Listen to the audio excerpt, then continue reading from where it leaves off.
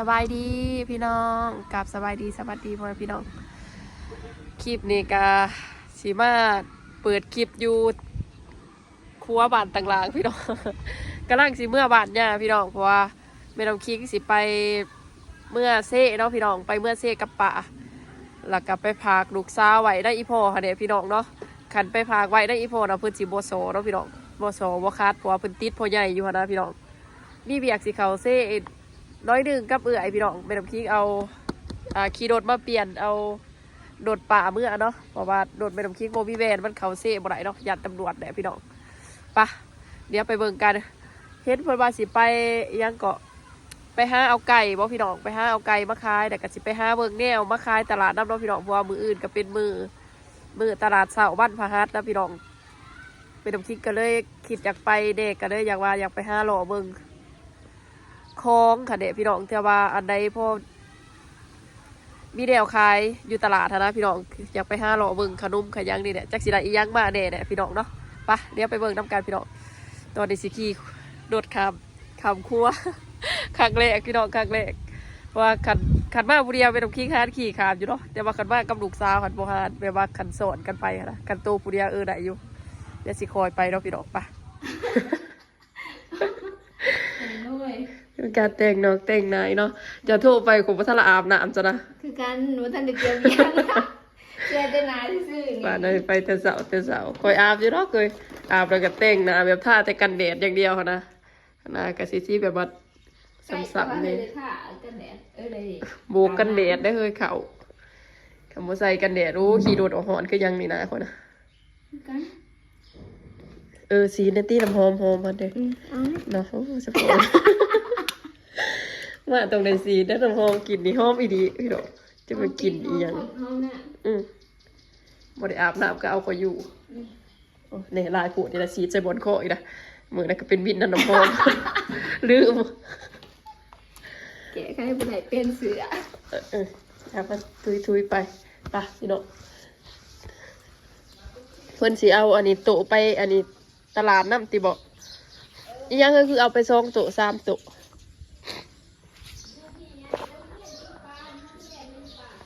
ฮะเพื่อที่เอาไปเพราะว่าเพิ่นเสาทีเข้าใบนะพี่น้องเสาทีเป็นได้เดือนเนาะเป็นทีของตัวเองเนาะเป็นทีของตัวเองนะเพราะว่าเข้าไปย่ามได้ก็ได้เข้าไปขายย่ามได้ก็ได้เข้าไปเสาไปสวยก็ได้เนาะพี่น้องคันแบบว่าคันเข้าเสาเดี๋ยวเนาะบ่มีไผเนี่ยบ่มีไผมาเทนตัวสิให้เข้ามาเทนเขาเห็นเข้าไปเขากระยะให้เขาเนาะก็สบายอยู่ได้เสียดายแต่ว่าทีมันบอนหันเหมาะสมอยู่พี่น้องแม่น้ำคิงเขามากบอนที่เป็นไม้บอนแต่เสียดายแต่ว่ามันบกกวางเนาะกันคลายเสียผ้าโอ้ยเหมาะสมเลยแต่ว่าสิไปเบิ่งอีกโยเดี๋ยวไปเบิ่งน้ำกันว่ามันกวางมันแคบสำไรเนาะต้องไปถามเจ้าของตลาดอีกคนเอารถมาละสิมาเปลี่ยนเอาคันนี้เดินบ่เอาคันนี้บ่ไปคันนี้แล้วมันจะมีแบนเนาะว่ารถแม่น้ำคิงบ่มีแบนจักเสียไปใช้เขาเมื่อเสียบ่ได้กระสิบเสียแหละแต่ว่าอยากหาพาเอาก็ได้บ่หาก็ได้เสียเอาคันนี้ไปเนี่ยเดี๋ยวหมวกกันน็อกเอายืมหมวกกันน็อกเลยก็มาใส่หมวกกับบ่ได้อีกนะครับพี่น้องจะได้อัดตัวนี้บ่เอาตัวเบาๆนะเฮ้ยนี่แหละคือสีเบานะเบาแล้วกับโบนาดีเนาะ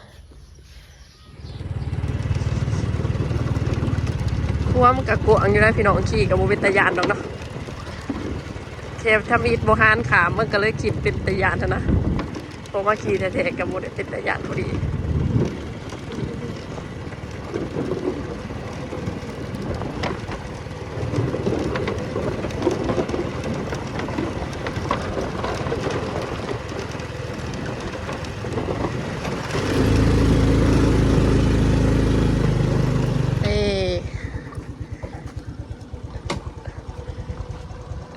น่าสะดิ่งอะนิดอยู่วะ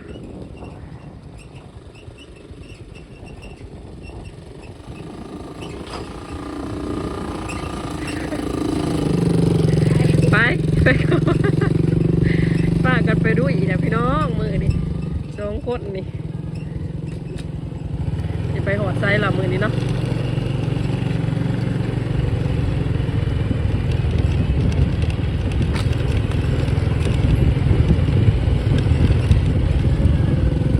ทางนี้มันเป็นโศกเป็นเทวเนาะน้ำมันนะคนตกน้ำดกโดดเที่ยวได้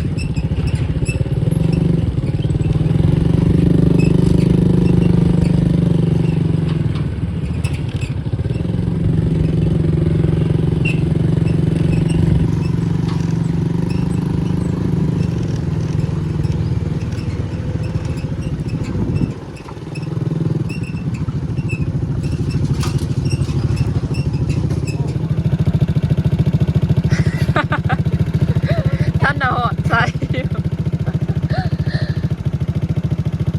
สูตกพี่น้อง ไม่เจ็ดตัว บ้านมือนาจังเก่งมันมือนี้มันหอดตลาดก็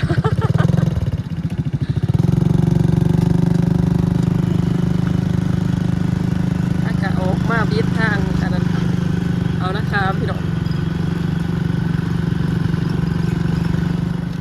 มาแบเอาอันนั้นโต๊ะใบตลาดพี่น้อง ไปเที่ยวแล้ว โตเฮาสีสันงามตากระหมูวิหยองตัวเอง แล้วมาเบิ่งกันมาจิ นี่ บ พี่น้อง ตอนนี้ก็เหมาะสมอยู่เนาะพี่น้อง ไทย เพราะว่าคนแถวนี้มันสุ่มดีนะ คนเกิดนักเขาก็ย่างมาเบิ่งนี้นะเด้บ่มาสบายก็ย่างให้มันครบเบื้องนี้เพราะว่าเขาจัดตลาดใหม่เนาะคนสิย่างมองกลาง ตอน ร้าย นี้ พี่ เถ น้ อะ อง คนสุ่มมาแล้ว เออ เดี๋ยวนี้เขาขายแถว เพราะว่าทั้งหนามันขับกว่ากันเพราะว่ามันเนี่ยเห็นครบเบิดเองแปด เพราะว่าที่จีนโซนคนกินนะเป็นหนาเนาะ น่าจะเป็นขนาดเสื้อผ้าน่าจะเป็นดุ่มเนาะน่าสิคักกว่ากัน แต่ว่าแน่มากเสียปลาบ้างเลย อืม พี่น้อง ไปปากเซ่พี่น้องเริ่มมีโรคนะถ้ามิดโบท่านมีโรคกันเลย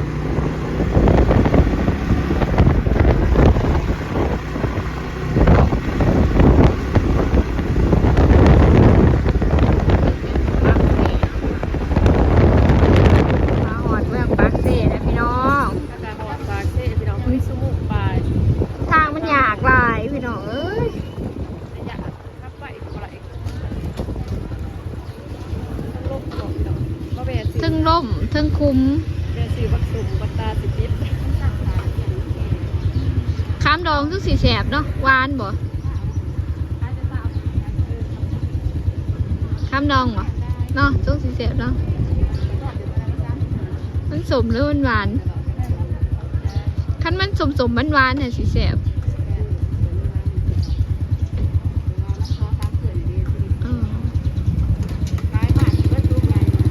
บ่มะขามใหญ่ข่อยปลูกไว้อยู่ได้เนี่ยตัวนี้ โอ้เราเห็นเองบอก เห็ดเองแล้วไว้มะขามดอง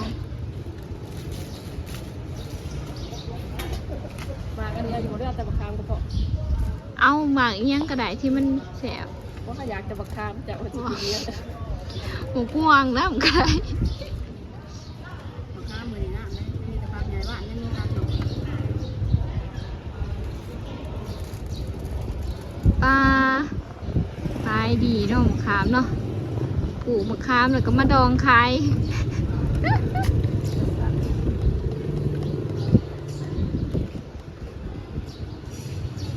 ดองบ่เป็นกระเน่าเลย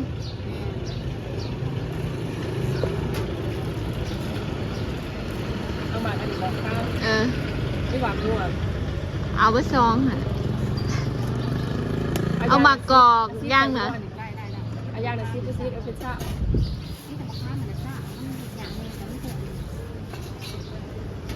แล้วเปรี้ยวหวานประมาณนั้นมาโอ้ก็ปกติ เมืองปากเซจะมีเทศกาลอันนั้น เล็กน้อยเนาะ มือใดวันที่เท่าไหร เดียว เทศกาลคอนเสิร์ตไทยเด้เขาสิมาโบมาเที่ยวบ่พาลูกมาเที่ยวบ่เฮ้ยพาเขามาเที่ยว ก็ไม่ย่างเมืองซื่อๆมีเงินก็มีแต่ค่าน้ำมันก็ยังดี มา วันที่2นี้ก็วันเกิดอีดา บ่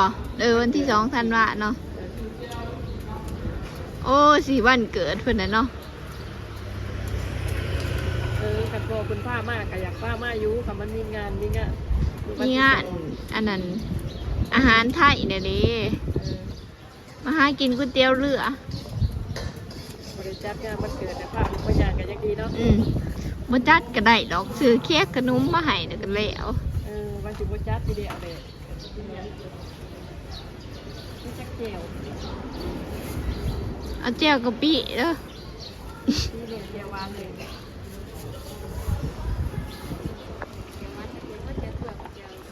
เจลอันนี้มันจะตักบางอย่างเลยเดี๋ยวเพื่อเอาโอ้มีแต่เจลอันนี้ก็เจลเกลือวะเจลกับปีโบมี่มีแต่เจลเกลือกับเจลนั้นเอาแจ่วแจ่วอยู่แล้วแจ่วอยู่แล้วห้องต่างกันก็คือถ่ายเลยพี่น้องเขาจะเสียแจ่วเอาเกลือน้ำนี่ก็แบบหมูโกแจ่วเกลือน้ำนี่เขาเอิ้นแจ่วหวานว่ะแจ่วเหนียวแจ่วเหนียวเนาะข้าวสิตาปั่นใส่พริกดิบใส่น้ำตาลนิดหน่อยรับรสมาปกติสิเราขั้นโมมีคุมหันนับคุมมันหลายอะไรยังดีผ่านแต่กระดาษมันยังตูนคุมทรงคุมกูละเนาะขั้นเป็นผาดอีกมากันเหมือนกัน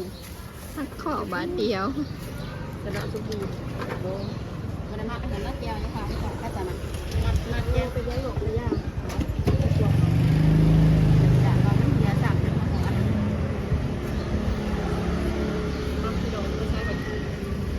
ไป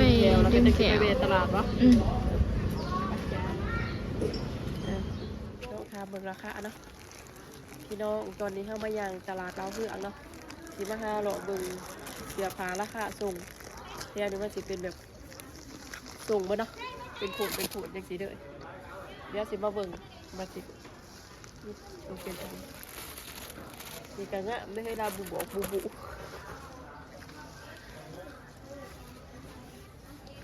เสือยังตัวนี้แค่เงาบ่ได้เสือแค่เงาเล็กหน่อยบ่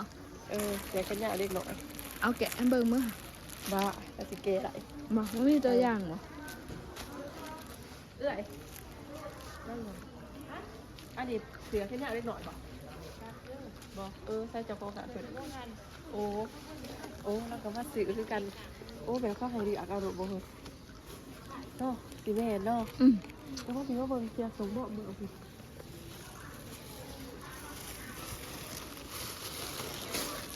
หันคายเสียงส่งเสียงดีเลยอันนี้คือสุดอุ่นอะไรสุดเสื้อหันเลยสุดเสื้อสุดสะอันนี้ตัวเด็กหน่อยน้อยๆทำหมักใส่น้อยๆ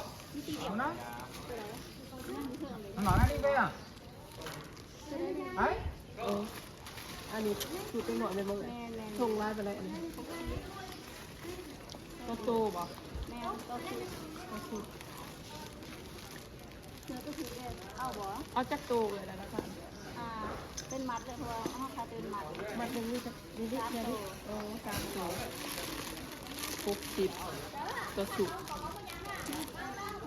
เขาว่าซื้อน้ำเมาหรอทันโทรบ่แป๊บย่างอีกก่อนจะฝากกันไล่พี่น้องเดี๋ยวการตลาดจะฝานี่คิดขึ้นใจบนนี่แค่หยาบตัวนี้นี่ไปถามเรามันตัวหน่อยบ่ได้ตัวใหญ่ถามผมมาเอาไปให้เขาเบิ่งแล้วนะโอ้มันมัดใหญ่ด้วยบ่เห็นดิแม่นแต่ว่านะแป๊บนึงไอ้ตัวเท่าไหร่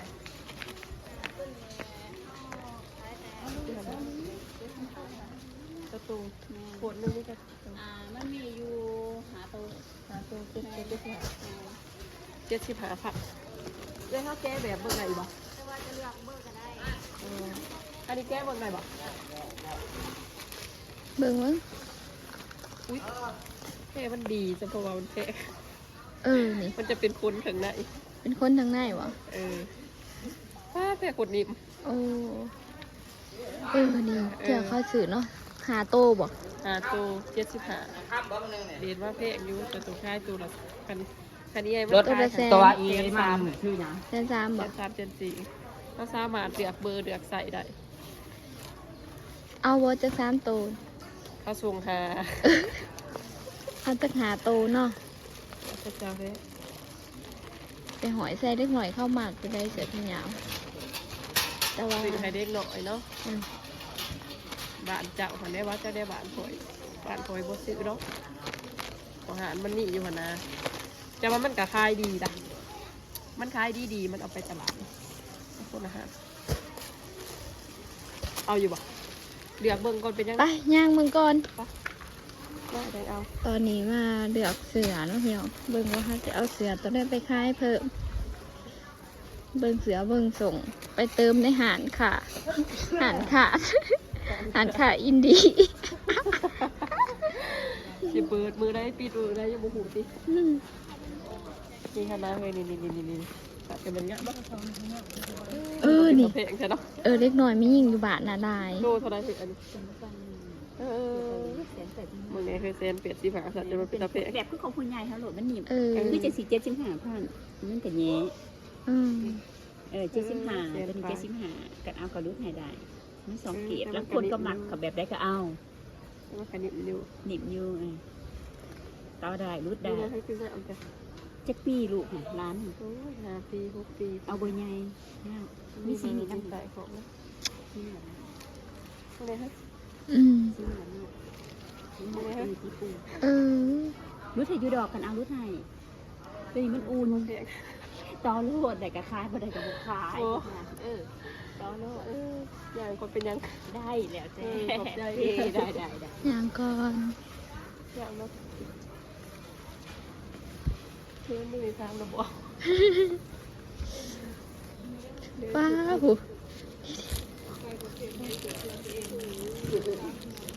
โอ้เสือเนาะบ่แม่นหมวก เสือ นึกว่าหมวก อุ่นเนี่ยนี่แค่หนอกเท่ากับมาใส่ได้ เออ ตู้เท่าไรถือประจักษ์ ทามึงหันราคา จัก ส่ เม ง ฆะเนี่ยเลยเจ้าถึง หันเอา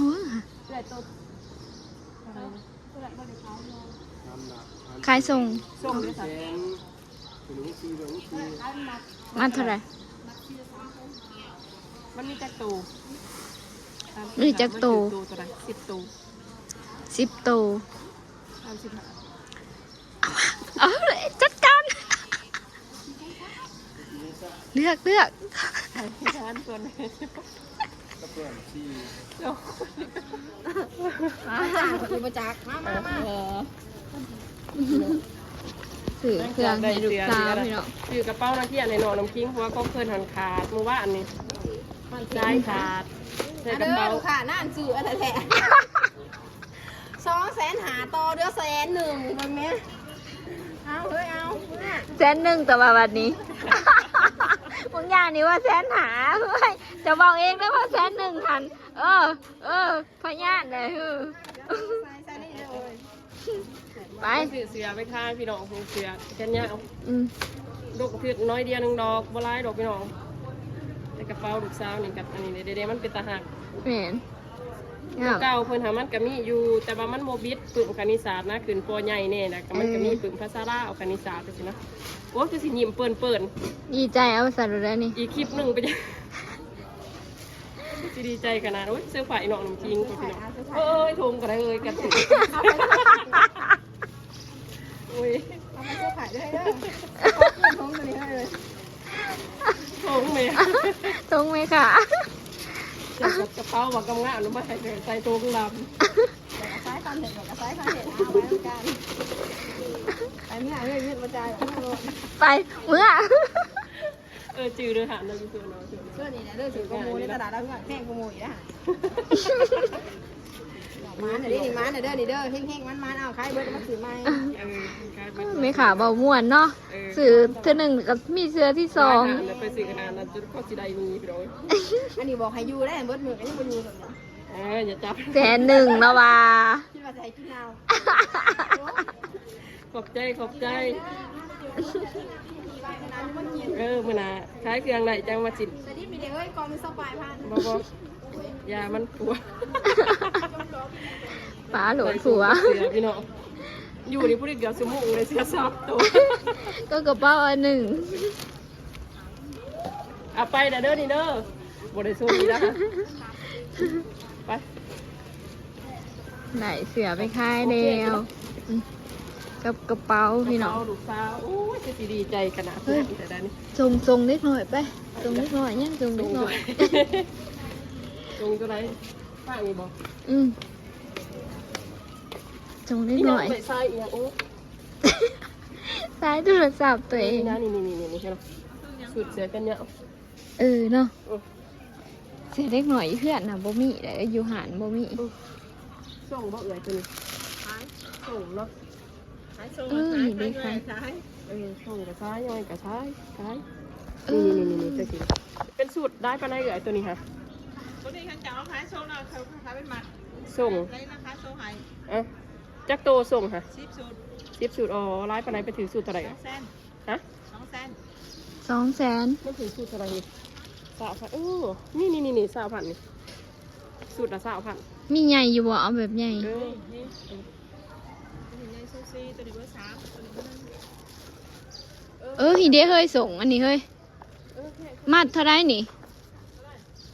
นี่ส่งมัดเท่าไรนี่ แสนเศร้า ฮะ 2 แสนเศร้า22,000ตัวนึง10 โต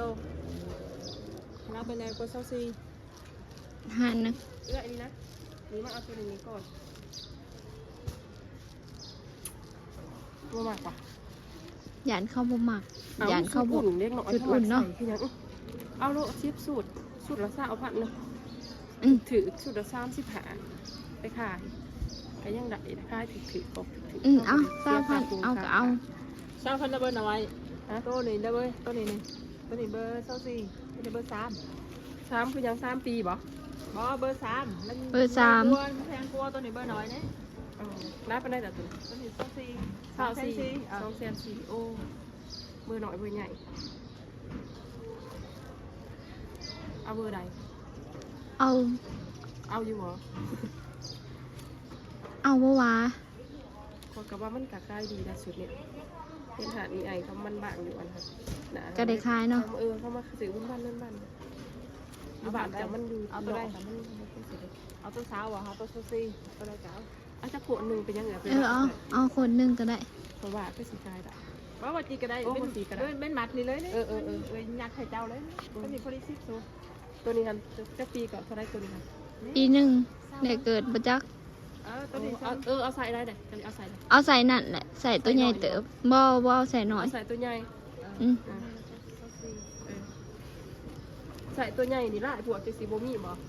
นี่ได้นี่มันบ่ง่ะ ตัวร้านหรือร้านเทมเลยขายได้ร้านเทมเลยขายได้นี่มันเป็นร้านเดียว2อันนี้3 4 5 6 7 8 9ตัวนี้10นี่ตัวนี้สูตรนึงตัวนี้10 สูตรที่เป็นยังอีก โอเคเอาเนาะ เอาก็เอา เอาย่างเดียวเลยบ่ เดี๋ยวไปเด็กหน่อยต้องใส่อย่างเดียว โอ้ นี่ ยยังไม่ได้เอาบ่ ส่งนี่แซนอยากได้ส่งพี่น้อง นี่มาเบิ่งก่อนอันเบิ่งแบบไรพวกอันนี้นะอย่าเพี้ยนแบบป่ะนะนี่อยู่อ่ะอันนี้อันเฮงอ่ะ ใจ สาวหวาน เดี๋ยวเลือกสูตรกันพี่น้อง กล่องเขาไม่ก็เป็นแบบสั้นๆเป็นสูตรแบบสูตรเป็ดกับกาบเก็บๆเล็กหน่อยต่อเตะมักใส่กันนะ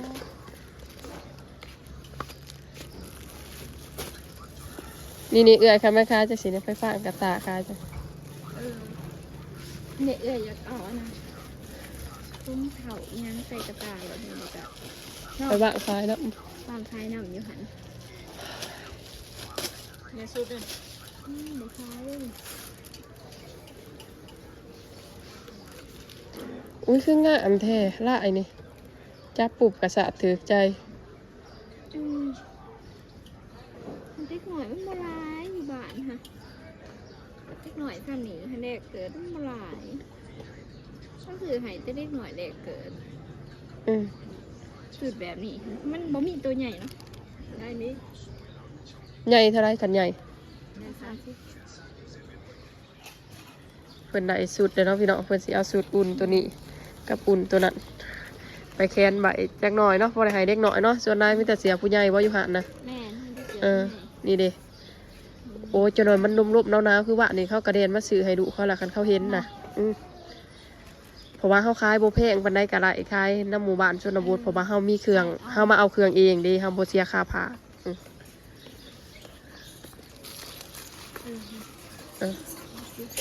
มากับแบบอันนี้แน่นะพี่น้องมารอเบิ่งเครื่องกับสิเปล่าๆเนี่ยแม่น้ำคิงกันนะเพราะว่าฝากลูกสาวไว้กับอีพ่อเพิ่นก็คือสิบ่โซหรอกแต่ก็เกรงใจอีพ่ออยากเราอยากไปหันไปนี้นะออกแต่เสียนี่ก็สิไป ส่งนี่นะ ซื้อไก่บ่ เขาอยากไก่ได้ส่ง กะแม่นมัดเท่าไหร่ล่ะนี่กะเทดีได้นี่ค่ะเทดีได้เด็กน้อยมักใส่ได้ซัมหมออันนั้นเอียงก็ไอ้นี่ไว้นะโอ้ค่ะ เออ มัดเท่าไหร่ค่ะไอ้นี่นะ มีหันนั่งจนค่ะแสนหก สุกเนี่ยอันนี้บ่แลเพจังสีบ่ล่ะ15,000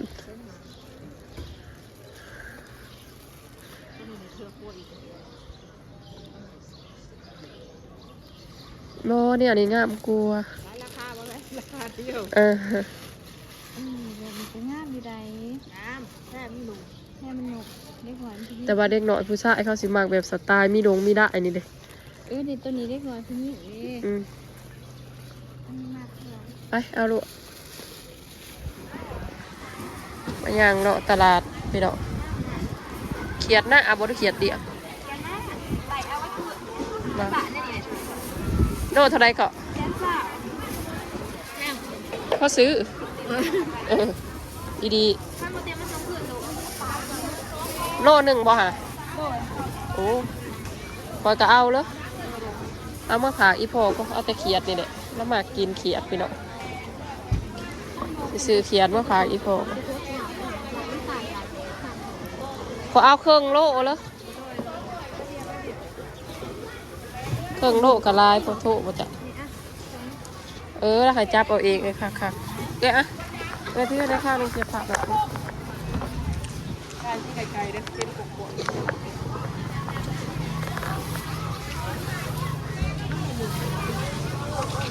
เดี๋ยวเอาเองเลย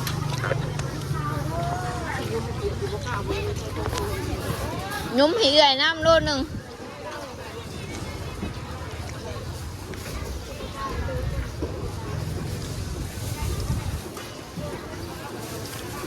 นี่พอแล้วจมกินลายหมึกเลยนะ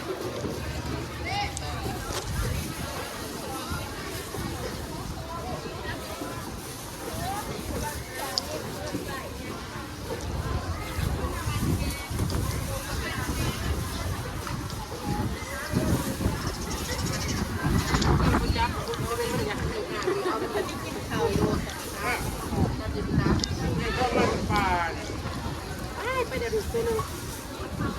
จับเขียดกลางตลาดไป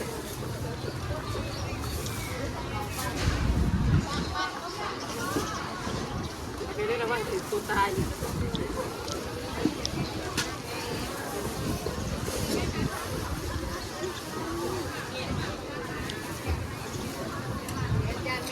นข่าวเพิ่งโลกกับตัวใดบ้างเอาทำไงเพิ่งโลกกับมุกกินด้วยนะ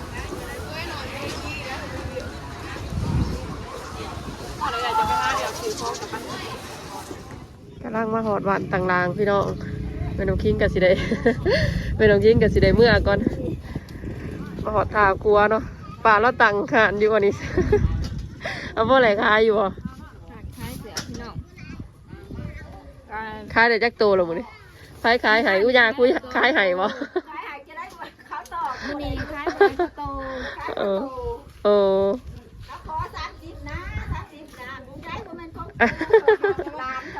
ออเผากลัวเด้อขายเสียให้เด้อไว้หอยใบนี่เดี๋ยวพอแต่หูบักวันนี้มือได้เขาอยากซื้อเขาก็มาเดี๋ยวแม่น้องพิงสิได้เมื่อก็พี่น้องมาเอาห้าวนะมาเอาห้าวเด้อ อยากกัดมาเอาเสืออันนั้นเอื้อยเพื่อนให้ไปขายน้ำเด้อเนาะเพราะว่ามืออื่นไปทำคิงนะเจ้าได้ลงตลาดผู้เดียวนะแม่นต้องตลาดผู้เดียวเพราะว่าเขาบ่ได้ไปพี่น้องค่าเบียดร้ายคือเมื่อย ห้าวเดียวแต่มืออื่นนี่สิไปตั้งห้าวเดียวผมผู้เดียว ไม่ได้มันคือบริท้ายหรอกไก่ ผู้หนาผู้จัง โอ้ยสิไกลเถอะเฮ้ย เกี่ยวเขาอันนี้ใช่ห้าเกี่ยวเขา มันสิเบิดเดือนผมดิไปพี่น้องเดี๋ยวไปน้ำคิงสิเมื่อคนลูกสาวกระโทษนับอยู่คงไปแต่งแต่เป็ด จ่ายค่าที่ต่อไม่ ไปแต่งแต่เก่ามุกปุ๊ไปเมื่อเด้ออีดาเมื่อนั่นละดาเมื่อก่อนเด้อมือหนาจะมาเด่นน้ำสิประตูครัวบ่เฮ้ย เบื่อจะมาตื่นลูกตัวเอง มุบลายบ่ ก็มุบ บ๊ายบายเด้มือหนาสิเอานั่นเอาเอื่อยมาเด่นน้ำเด้อโดยโดยบ่ลืมหรอก ทานไซดาว